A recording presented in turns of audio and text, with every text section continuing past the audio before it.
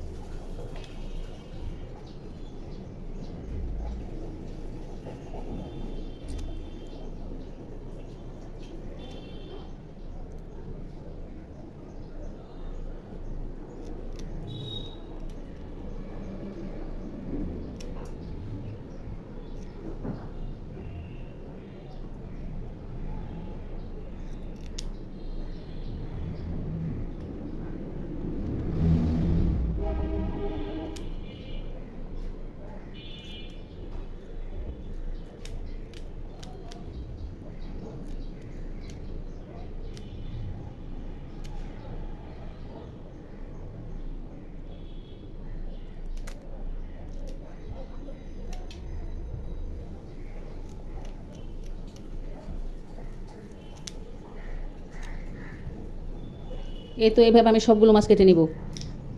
মাছগুলা এখন আমি কিভাবে ঘষে পরিষ্কার করব দেখাবো।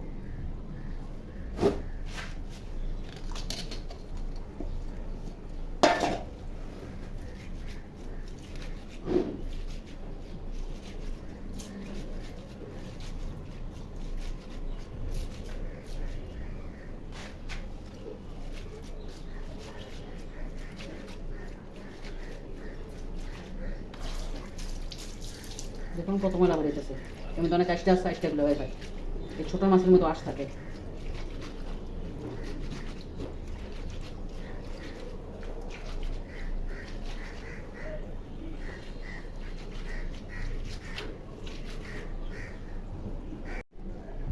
এখন আমি মাছের মধ্যে লবণ দিয়ে মাছ খাঁচে ধোবো।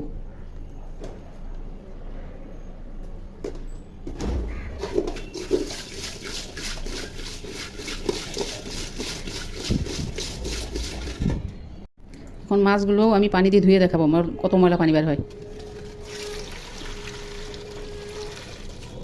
ছোটো মাছ এইভাবে পাতিলে পানি মাছ লবণ দিয়ে হাতটা খাঁচে খাঁচে ধুতে লাগে।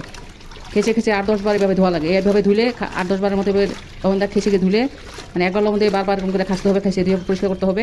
তাহলে মাছ ধুয়ে একদম সাদা পকা হবে আর মাছ সাদা পরিষ্কার হয়ে যাবে। মাছ ময়লা দেখুন, এই দেখুন কত ময়লা। এরকম কয়েকবার ধুবো, কয়েকবার, তারপরেও এর পরিষ্কার পানি এত সহজে বের হবে না। যখন পরিষ্কার সাদা পানি বের হবে তখন মাছ ধোয়া শেষ করবে।